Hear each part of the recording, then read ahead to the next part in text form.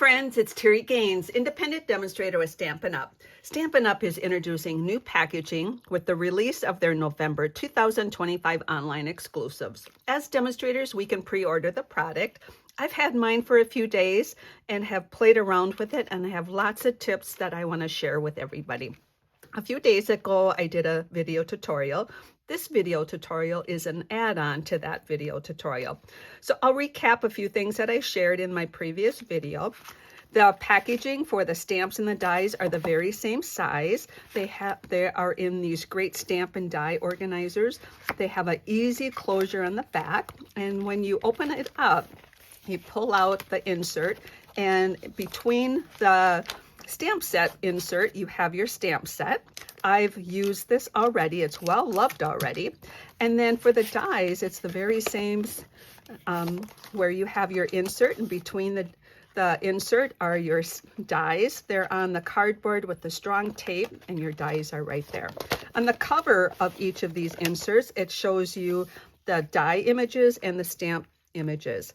Now, I shared that I showed I have a previous video. I will show that in the text portion of this video, so you can go to that for reference as well.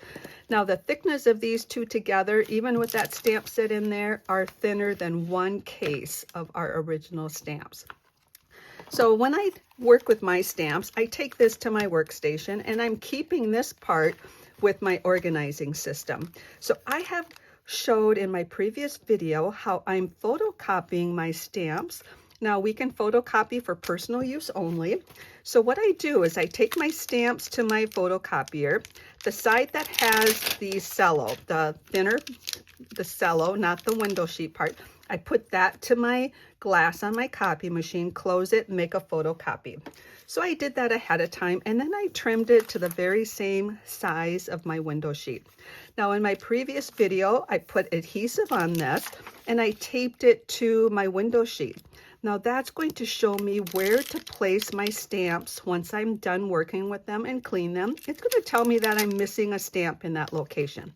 It's a mirrored image. It is not sharing or showing the text of that stamp or what that stamped image is. So as I mentioned, I'm going to work with this at my workstation. My folder is in my organizing system. So I found out a way that I can put my stamped images on the back side of this copy paper before I attach it. So what I'm going to do is bring in some grid paper to work on. And I have my stamps here. So I'm going to keep them right on the window sheet, just like they are. Now, let me mention to you, if you've already used your stamps and they're not in the original location, that's 100% okay. As long as they all fit on the window sheet, photocopy the stamps, then you're going to ink up the stamp. If you want to duplicate it the way I'm doing it. Now, there are many ways to do this, and we all need to do what works best for us. And I'm thinking I'm going to love this way of doing it. So I'm tapping my ink on. I just want to get the ink on the surface. I'm using basic gray, and you can choose any color you want to use. And I'm just going to try to make sure I get all of the stamped images. It does not have to be perfect. So I've got that all stamped up. Now, what I'm going to do is stamp on this side. So this is where my thinking of you is. So I'm going to take this paper, put it over my inked stamps, take a clear block, and I find a clear block is easier than moving my fingers around on the paper. I'm moving the clear block. I'm trying not to reposition anything, otherwise you get a blurred image. But this is just a reference, so it's okay if it's not perfect. There are my stamped images.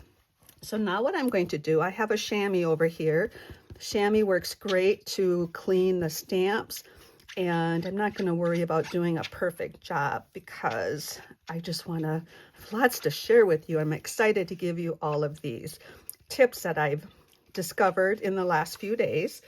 So once I get that all pretty cleaned up, I am going to put my window sheet back on. And the reason I like to keep my window sheet on, if you don't put your window sheet back on here, it sticks to the paper. I don't want this to stick to the paper. I don't want anything to stick to the paper. I want to preserve this in the folder. So I'll put that back on. I'm going to turn this upside down. This is the window sheet. This is going to be attached like that. All I'm going to do, I'm going to take this grid paper out of the way. I don't know if it's easier to see it on the wood grain or the grid paper. I'm just putting 3 lines of my Stampin' Seal. I'm not using a strong adhesive. I personally don't think it's necessary, but you use whatever adhesive you want. I'm going to place that down. Now I have my stamped. I can take this and say, okay, I want to use the Get Well Soon. That one's right here. I can take that off. I can use it. I can clean it. I know it goes right back here. And then keep this window sheet on here, or this cello. This is the cello. And then I can just place that back in here and have that ready to use when I wanted to use it another time. In my video a few days ago, I also showed that you can take your your current stamp sets and convert them to the new organizers. Stampin' Up is selling these in packages of 10, so you can buy new ones. And I shared on that video that you can take this cover out, you can fold it in half, put your photopolymer in here, and I'm going to save my case and repurpose that and slip this into the organizer. But I have the same situation. If I take that to my stamp desk and work with it, and this is in my organizing system, I don't see what these are. So I photocopied this. Again, we can photocopy for personal use only. I photocopied it, cut it to size. Now what I can do is take my adhesive, put my adhesive right on the printed side, and place this down. Now I have my reference to where they go. This is mirrored. It is a mirrored image, but that's okay.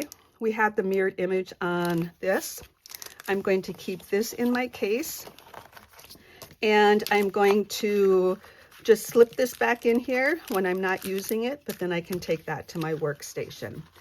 Now, I'm thinking that maybe somebody has watched my video as a demonstrator and maybe you already did this. This is what I did on my original video. I already stamped or photocopied it and attached it. So how do I get that stamped image over here? Well, what you can do is cut a piece of typing paper, the same size or copy paper, ink up your stamp, put this down. I'll show you that. I'll go ahead and do that just so you can see what I mean, what I am referencing. I'm going to take that, ink up this, just tap, tap, tap the ink on, all of that. Take this copy paper just like I did before, place it down here. Oops, I moved it.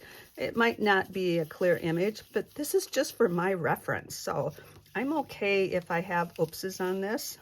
I'm going to do that. I've got that. That's telling me all of the images, just like the cover. Do I still have the cover? Just like the cover shows, right? It's all the same images. I'm going to take my chamois, clean that off. And now what I can do, where did I put, is this the window sheet? I call it window sheet. This is the cello side. Now what I can do, if you already did this, you can just take this one, and I want to just make sure my orientation is the same. I can tape this to the back. So that is my suggestion on how you can have your images with your stamp set, and then you also have a little spot here that's going to tell you right where they go. So you make sure you have all of that put together. There's one more thing I want to share with you on this video that is shown in my previous video, is that I organized mine in a 3-ring binder. My video is going to show you all the details on how much paper you cut off of the sleeve, how I created my template for my folders. So you can put your new ones in here. You can put the converted ones, like this one, in your folder. or whatever organizing system you choose to use. And I show in that video how I put my cling stamps in here. You can use it for organizing certain size embossing folders and your embellishments. I am loving the new Stampin' Up! Stamp and die organizers, and I'm excited to have all my online exclusives in a folder. You can sort this by sentiments, by occasions, by so many different ways. Remember, do what works best for you. If you have any questions, please reach out. Take care and happy creating. One more thing I wanted to share with you.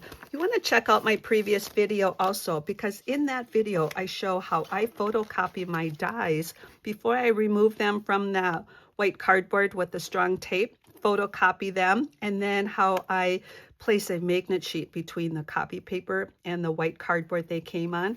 And that's a great way to know right where your dies go, where they belong, and if you're missing a die and it's still at your workstation. All those details are in the original video tutorial that is linked in the text portion of this video. Reach out if you have any questions. Take care and happy creating.